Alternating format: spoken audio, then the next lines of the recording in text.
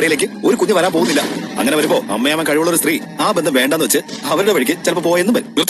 കമ്പനിക്ക് വിശ്വസിക്കാൻ കൊള്ളാവുന്നവരാണ് ആവശ്യം. ഇതും കൂടെ കേട്ട് കഴിഞ്ഞാൽ ഇന്ന് തന്നെ ബന്ധം പിരിയാൻ മോള് പറയും.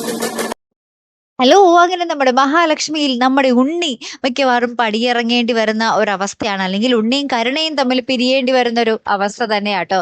വേറൊന്നുമല്ല, നമ്മുടെ കണ്ണനും മഹാലക്ഷ്മിയും കൂടെ വീട്ടിലേക്ക് കയറി വരുമ്പോൾ ഉണ്ണി പറയുന്നുണ്ട്, എന്തായാലും നിങ്ങൾക്കൊരു കുഞ്ഞുണ്ടാവില്ല, പിന്നെന്തായാലും കുഞ്ഞുണ്ടാകാൻ പ്രാപ്തിയുള്ള ഇവര് നിങ്ങളെ വിട്ട് പോകൂലേ എന്നും പറഞ്ഞ് കണ്ണന്റെ മുഖത്ത് നോക്കി പറയുക കേട്ടോ. അപ്പൊ കണ്ണൻ നിർത്തറ എന്നും പറഞ്ഞ് ദേഷ്യത്തിലൊക്കെ പറയുന്നുണ്ട്. അതായത് മഹാലക്ഷ്മി കണ്ണനെ വിട്ട് പോകും എന്നാണ് ഉണ്ണി പിന്നെയും പറയുന്നത്.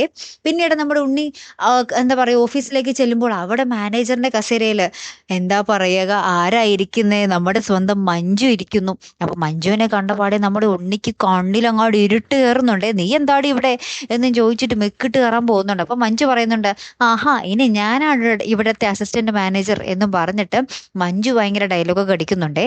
അപ്പൊ മഹാലക്ഷ്മി വന്നിട്ട് പറയുന്നുണ്ട്, ഞങ്ങൾക്ക് ഇവിടെ ആവശ്യം വിശ്വസിക്കാൻ കൊള്ളാവുന്നവരെയാണ്, ഇനി നീ ഇവിടെ വരണം എന്നില്ല എന്ന് ഉണ്ണിയോട് പറയുന്നുണ്ട്. അപ്പൊ ഉണ്ണിക്ക് എന്താ ഇരുട്ടടി കിട്ടിയ പോലെ ഉള്ള ജോലിയും പോയി, എല്ലാം പോയി, കിടപ്പാടവും നഷ്ടപ്പെടുന്ന ഒരു അവസ്ഥയിലായി അല്ലെ. അപ്പൊ അപ്പുറത്ത് പ്രതാപനും മുത്തശ്ശിയും ഇക്കാര്യം അറിയുന്നുണ്ടേ, ഇങ്ങനെ ഉണ്ണിയുടെ ജോലി പോയ കാര്യം, ആ സ്ഥാനത്ത് ഇപ്പൊ മഞ്ജു ആണെന്നുള്ള കാര്യം. അപ്പൊ ഇവരിങ്ങനെ പറയുന്നുണ്ട്, ദൈവമേ ഈ വാർത്തയെങ്ങാനും കരണമോൾ അറിഞ്ഞാൽ പിന്നെ കരണമോൾ ഇപ്പൊ തന്നെ ബന്ധം വേർപിരിയണോന്നും പറഞ്ഞ് വാശി പിടിക്കുമല്ലോ എന്നിങ്ങനെ പറഞ്ഞിങ്ങനെ സങ്കടപ്പെട്ട് നിൽക്കുക. അപ്പൊ ഇവരെന്തോ ചർച്ച ചെയ്യുന്നത് കൃത്യമായിട്ട് നമ്മുടെ കരുണ വന്ന് കാണുന്നുണ്ടേ.